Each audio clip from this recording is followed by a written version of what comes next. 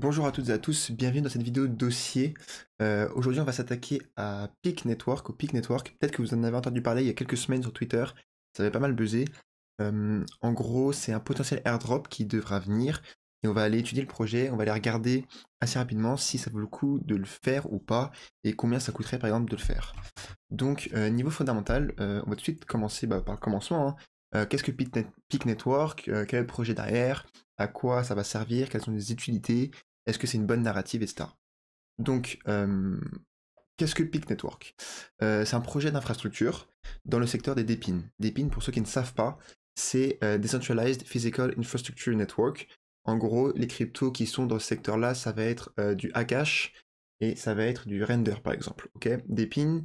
Donc, par exemple, moi, dans mes prédictions, c'est dans les trois plus grosses narratives du prochain bull run. Hein, moi, je pense qu'il y aura l'IA, va y avoir les Real World Assets et les DePIN aussi, qui sont les deux dernières sont un petit peu liées. Donc, imaginons l'utilité de Peak Network, par exemple, comme ça on comprend dès le début. Imaginons que je veuille réduire le nombre de voitures en circulation dans une ville, où je veuille vraiment tirer le max de ma voiture, que je n'utilise pas tout le temps, évidemment. Eh bien, je vais construire un réseau décentralisé, un modèle d'incentive, ok, qui va mettre à disposition ma voiture quand je n'utilise pas la nuit, ou imaginons cette semaine, je pars en vacances, ma voiture, elle va dormir à rien faire. Donc, par exemple, je vais construire ce projet sur Peak Network, et qui va supprimer les tiers de confiance et qui va rendre tout le processus sécurisé, décentralisé et traçable grâce à la blockchain. Ok. Une autre manière de le dire, c'est de dire que Peak Network, en fait, ça va être le vendeur de pelle des DePIN. Par exemple, on peut penser à un système ou un modèle de Hashcash qui est construit sur Peak Network. On va voir plus tard en quoi ça pourrait se faire. Donc niveau un peu plus tech ou des détails un peu plus approfondis, Peak Network c'est une multi-chain, c'est une layer 1 en proof of stake. Donc c'est une blockchain layer 1 en multi-chain. Donc ça peut faire tourner plusieurs blockchains qui vont être interconnectées. Et au niveau stats, apparemment, ça c'est eux qui le disent sur leur testnet, mais ils ont réussi à soutenir plus de 10 000 transactions par seconde. C'est évidemment bien parce que dans l'idée ça va être utilisé partout dans le monde, tout le temps en fait, pour chaque voiture qui va être louée ou pour plein d'autres use cases qu'on verra plus tard. Donc il faut que ce soit scalable et il faut que ce soit pas cher à utiliser. Donc les coûts de transaction apparemment sont de 0,00025 $, donc quasiment gratuit. Donc dans l'idée c'est ce qu'ils autoclament, et dans l'idée c'est bien. Ça supporte tout ce qui est EVM et le langage de programmation Rust. Donc ça apporte une grande flexibilité pour les développeurs. Ceux qui ont déjà créé leurs applications sur d'autres blockchains peuvent venir sur Peak sans rien modifier. Donc ça c'est extrêmement bien aussi. Et il faut savoir que c'est une parachain de Polkadot à l'image de Tao à ses tout débuts. Donc en gros ça utilise et ça profite de la sécurité et la décentralisation de Polkadot. Niveau écosystème, ouais, voilà, en gros ça vise à être un écosystème entier dans les DePIN. Ok. En termes de token, on a le PIC et le CREST. PIC, c'est le token dont j'attends l'airdrop, qui n'est pas encore sorti, qui n'est pas en circulation. Celui qui est en circulation, en revanche, c'est le CREST. Qu'est-ce que CREST? À quoi ça sert? Eh bien, CREST, en réalité, c'est simplement la blockchain, la petite sœur de PIC. Ça va être la blockchain où on va tout pouvoir tester, où par exemple moi avant de lancer mon projet, je vais aller sur Crest pendant quelques mois et je vais essayer, parce qu'il y a moins de barrières à l'entrée, c'est beaucoup plus simple, etc. Et une fois que j'ai tout modifié, que j'ai bien compris mes erreurs, et ben je vais aller sortir sur le mainnet qui est PIC. Donc PIC c'est encore en testnet, pardon, c'est pas sorti, l'airdrop a été confirmé. Pour ça nous intéresse, donc pour être éligible à l'airdrop, il faut hold au moins 2000 Crest, sachant qu'un Crest c'est un peu moins de 50 centimes. Actuellement, ça équivaut à un petit peu moins à un bag de 1000 $ environ sur un wallet non custodial, sauf MetaMask et Trust Wallet. Donc sur leur site, ils ont dit tous les wallets qui étaient éligibles. Moi, je pense que je vais utiliser le Nova Wallet, parce que sinon, il y avait l'extension Polkadot comme wallet, mais que moi je n'aime pas et je trouve qu'elle est très compliquée. Donc le Nova Wallet, ça me semble bien plus simple. Je vais le faire juste après cette vidéo, ou pas, eh bien, on va dire, parce que je digue avec vous tout simplement. C'est un projet qui m'intéressait, je l'avais noté, il fallait que je digue pour savoir si je voulais investir ou pas. Et du coup, je vous dirai en fin de vidéo avec tous les éléments, si oui ou non j'irai dessus, et si je trouve ça assez intéressant. Maintenant, niveau Twitter, si vous êtes sur Twitter, c'est celui-là le vrai. Attention encore une fois, tout en des fakes, etc. Mais ils ont une bonne présence. 70 000 followers, c'est pas mal, hein, vraiment. Ils ont une bonne communauté, pas mal d'engagement. Ils sont très forts niveau com, ils font des bonnes vidéos. Aussi sur YouTube, ils sortent très souvent des petites vidéos de quelques minutes qui expliquent tout leur projet, tous les use cases. Donc c'est bien, on s'y perd pas, c'est pas trop tech, et franchement niveau com ils sont plutôt bons. Maintenant quand on va sur leur site, on peut voir différents use cases et les différents projets qui sont en train d'être construits sur le Peak Network. Donc le plus connu c'est Eloop, je sais pas comment on prononce, mais c'est une flotte en fait de 100 Tesla, donc de vrais Tesla, qui sont sur la blockchain Peak. Et en fait ça permet de louer en quelque sorte, de faire du partage de voitures, ce qui existe déjà, oui, mais de manière décentralisée, comme ça n'existe pas. Donc, par exemple là, quand vous allez faire, c'est pas du covoiturage, j'ai pas le terme exact, mais du partage de voitures, eh bien c'est une entreprise centralisée, le tiers de confiance, qui va tout gérer, vos données, et qui va prendre évidemment une bonne commission. L'utilité, le use case réel de PIC, c'est que ça va supprimer ce tiers de confiance, ça va utiliser la blockchain, donc forcément ça va être plus décentralisé, plus secure, etc. Vos data ne seront pas utilisées, plus la commission en fait ne va pas être prise par une entreprise centralisée, un des top 5 en gros, mais ça va être sur la communauté. Donc c'est la communauté qui va utiliser tous les use cases de cette blockchain, plus qui va être rémunéré pour mettre à disposition des voitures pour gérer et faire tourner la blockchain. On a d'autres projets aussi, Silencer, donc on va pas faire tous les projets un à un, mais juste pour vous dire, donc ça c'est pour du noise pollution sensors, donc c'est quelque chose auquel on n'a absolument pas pensé, mais c'est pour montrer l'étendue inimaginable en fait de l'utilité de ce genre de réseau. Même là aujourd'hui, il y a tellement, je pense, d'utilités qu'on ne soupçonne pas. Le Dépine, en fait, c'est vraiment une narrative qui est très puissante. Voilà, juste pour vous montrer que ça peut aller des voitures, des Tesla que tout le monde connaît, que tout le monde utilise très souvent, à des choses auxquelles on n'aurait jamais pensé, mais qui restent quand même très utiles. Donc maintenant sur leur site, pareil, c'est un site qui est très bien fait. On voit ici des partenaires qui sont des très gros noms, hein. Bosch, on ira voir plus tard, j'ai toute la liste, mais Bosch, Airbus, tout ça, Continental, c'est vraiment des grands noms. Ça c'est ce qu'il y a sur le testnet, il me semble. C'est les datas qui sont sur le testnet. Ça pareil, c'est ce qu'ils disent, qu'ils sont environmentally friendly. Franchement, je sais pas, mais l'idée au moins est bonne. Après, est-ce qu'ils sont vraiment eco-friendly? J'espère. Et donc ça, c'est ici qu'on voit tout l'écosystème et tous les projets qui sont construits dessus. Niveau, pareil sur le site, il y a un autre domaine où on voit tous les use cases. Et vous voyez sur les scooters, par exemple, vous pourrez share vos scooters, vos trottinettes. Si vous êtes à Paris ou dans des grandes villes, pas plus Paris maintenant, mais si vous avez connu les Lime, etc., c'était extrêmement utile. Et bien par exemple, on pourrait utiliser Peak Network pour décentraliser tout ça. Pareil pour l'App Store par exemple, c'est pas physique, mais on pourrait décentraliser ça. On pourrait enlever l'intermédiaire qui est Apple et juste mettre en relation les utilisateurs avec les développeurs qui vont développer leurs applications sur un réseau qui va être décentralisé. Donc ça, c'est le côté que j'aime bien là-dedans, c'est que c'est vraiment un projet qui a pour but de résoudre un problème dans la vie réelle et dans cet objectif-là qui va utiliser la blockchain. C'est pas l'inverse. C'est pas un projet crypto qui ne sait pas quoi résoudre et qui veut juste être là pour surfer sur la vague. Je pense que si ça fonctionne et s'ils arrivent à vraiment délivrer ce qu'ils promettent, ça peut devenir vraiment gros. Donc voilà pour PIC, je pense que vous avez à peu près compris, en gros ça va être la blockchain layer 1 d'infrastructure sur lequel n'importe qui va pouvoir construire son propre réseau d'épines. Donc si je veux monter mon projet, par exemple de scooter, je sais pas où, selon je ne sais pas quel mécanisme, au lieu que je monte tout seul ma blockchain et que je me prenne la tête et que ce soit très compliqué, et ben je vais tout simplement aller sur la blockchain Peak Network et à l'intérieur de tout cet écosystème, monter mon petit projet qui va être uniquement pour les scooters ou les trottinettes. Comme moi je vais faire ça, il y en a un autre qui va faire ça pour décentraliser la puissance de calcul comme Akash ou Render Network, par exemple. Donc il y a vraiment, c'est vraiment ça peut s'appliquer à énormément de domaines. Donc ça très intéressant. Voici une infographie, je pense, de l'écosystème de PIC. On voit toutes les diables qui sont en train d'être lancées dessus. Donc Eloop, c'est les voitures, il y en a plein. Donc ça commence bien pour l'instant. Ça, c'est les machines, donc les réels produits qui sont utilisés sur le network. On a les Tesla, les 100 Tesla, des Jaguar, des Sony, enfin bref, on peut avoir plein de choses. Je pense qu'on est encore au tout début. Les entreprises qui ont montré l'intérêt, les partenaires. On a aussi Audi qui ont pas mis sur le site alors que c'est quand même évidemment extrêmement connu. Les wallets, nous on va utiliser Nova Wallet. Attention, encore je répète, mais Metamask, je l'ai dit, hein, oui je l'ai dit, Metamask, vous ne serez pas éligible au airdrop, donc attention à ça. Et pareil, c'est très interopérable, c'est-à-dire que c'est EVM compatible, ça je l'ai dit déjà, et c'est très facilement opérable avec toutes c'est tous ces écosystèmes qui sont les principaux écosystèmes, clairement.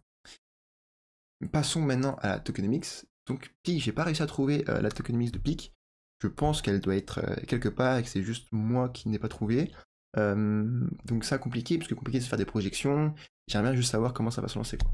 Mais je pense qu'au moment où ça va sortir, évidemment, ce sera connu de tous. Après, pour l'instant, dans les ici, j'ai pas réussi à trouver. Donc ça, si vous voulez des données plus poussées sur faire vos propres recherches, et là-dessus, vous allez absolument tout trouver. Niveau tokenomics sur Crest, c'est vraiment des tokenomics que je n'aime pas du tout. Ça, c'est clairement un très mauvais point. Et aussi, parenthèse, comme ça, vous savez comment je trie les différents projets. C'est que ça se joue pas dans la même cour, on va dire, que les projets qui sont Fairlaunch, des projets qui sont Proof of Work, etc. Clairement. Donc Caspa, Tao, Bitcoin, tout ça, c'est tout en haut de la liste et c'est clairement une cour qui est au-dessus. Là, on est dans le Proof of Stake, on est dans des tokenomics qui sont franchement dégueulasses. Après, ça se trouve, c'était impossible de faire autrement parce qu'il fallait des investisseurs dès le début, il fallait lancer le projet, etc. Mais et en plus, moi, je suis pas fan du code couleur qu'ils ont utilisé. Je pense que c'était fait exprès. Mais pourquoi tu vas utiliser que des couleurs de gris? Donc là, par exemple, je n'ai aucune idée de quoi correspond à quoi et ça me prend la tête. Et je pense que plus d'un gars sur deux ne va pas se prendre la tête et va passer outre. Je pense que c'est pour cacher à quel point c'est catastrophique. Mais voilà, des tokenomics comme ça, faut faire attention, notamment sur Crest, parce que pendant 4 ans, donc il reste encore 3 ans et quelques, il va y avoir beaucoup de tokens qui vont être release. Je vais vous mettre le screen de CoinMarketCap.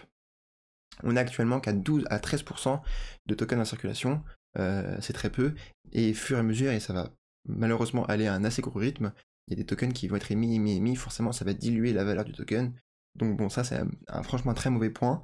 Donc c'est pour ça que moi je pense que je vais simplement acheter juste pour être éligible à l'airdrop, parce que ici la vraie crypto qui est intéressante, c'est Peak et c'est pas Crest. Crest c'est clairement le testnet, c'est on va dire un peu ce qui va se faire à l'arrière-plan, et voilà, le devant de la scène ça va être sur Peak Network, lorsqu'il va sortir. Donc on a actuellement une market cap de 21 millions, on est plutôt early hein, évidemment, mais encore une fois, le main thing ça va être Peak Network. Donc on va attendre l'airdrop simplement et on espère, généralement l'airdrop ça se passe plutôt bien. Donc on va voir tout ça. Je n'ai pas, et bizarrement, je me protège un peu, hein, je sais pas ce qui va arriver, mais je n'ai vraiment pas vu aucune timeline sur cet airdrop là. Alors sans doute que c'est d'être quelque part, mais j'ai passé un peu de temps à chercher et je n'ai pas trouvé. Si vous avez les infos, je le prends. Est-ce que le snapshot est déjà passé? Je ne pense pas, parce que je l'aurais probablement vu, mais il y a un monde où c'est déjà passé et en fait on est en retard sur le train. Mais bon, je ne pense clairement pas.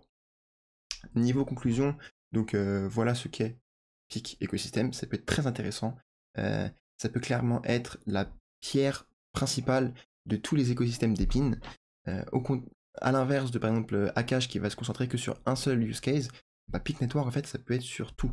Donc moi ce à quoi ça m'a fait penser, ça peut clairement être pour les Dépines ce que Tao est pour l'IA. Donc par exemple Tao, ça va être l'IA peut être utilisée pour tout, la médecine, l'audio generation, des chats GPT, bref, plein de use cases comme ça.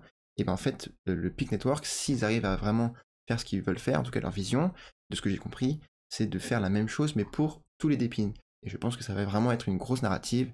Et si ça fonctionne, bah il y aura plus d'Uber Eats, parce que pareil, Uber Eats, pourquoi est-ce qu'on aurait besoin d'Uber Eats pour faire fonctionner le truc? On a juste besoin d'une blockchain, d'un réseau décentralisé, pour mettre en relation ceux qui commandent, les restos et les livreurs. Donc ça, on peut déjà enlever la commission de Uber Eats, ou de Deliveroo, n'importe qui, quoi. Bref, donc ça réduit le coût moyen, ça enlève 20-25% de com à chaque fois, tout est centralisé, tout est répertorié sur une blockchain, donc c'est beaucoup plus pratique. Donc il y a plein de use cases, voilà, Uber Eats, les voitures, le rechargement des voitures électriques, plein de choses comme ça. Et il y a aussi pas mal d'utilité. Franchement, c'est un gros projet. Hein. Si vous voulez rentrer dessus, je vous conseille vraiment de dig, clairement. Mais moi, je ne l'ai pas dig jusqu'à l'entièreté du projet, c'est compliqué. Mais je vous en parle de ce que je sais actuellement. Mais tu pourras être aussi actionnaire grâce à tes NFT de une partie d'un réseau physique, par exemple. Donc tu veux être actionnaire d'une partie d'une Tesla, d'une partie, je sais pas, d'une éolienne, des choses comme ça, et ben tu pourras, avec leur NFT, leur machine NFT, ils appellent ça comme ça. Donc très pratique, et franchement, si ça arrive à deliver dans l'année, pendant le bull run, ça peut vraiment être gros. Niveau investissement, ça aussi j'y ai pensé, mais je l'ai pas noté, mais niveau investissement, évidemment que j'espère que dans 10-15 ans, franchement, bah, il remplace Uber Eats, etc. et toutes les entreprises qui centralisent tout. Ce serait super bien dans 10-15 ans. Mais est-ce que ça m'importe dès maintenant pour prendre ma décision? Franchement, pas tant que ça. Ce qui m'importe actuellement, c'est est-ce qu'ils ont les épaules pour se faire driver par le bull run? Est-ce qu'ils ont un bon projet et le bon fondamental pour vraiment bien exploser pendant le bull run? Je pense que oui. Moi, franchement, même si c'est un projet qui délivre, etc., dans 2 ans, je vais les vendre, mes tokens, parce qu'on sera au top de bull run. Donc, ce qui m'intéresse, c'est qu'ils soient dans une narrative qui est bonne, les dépines. Ils peuvent se positionner comme leader de ce secteur-là. Ils sont, pour moi, ça peut être. Évidemment, là, je parle de pic, donc le token, il n'est pas sorti, mais on est quand même bien early, donc ça peut être sous-évalué. Le jour où ça va sortir, ça peut être sous-évalué.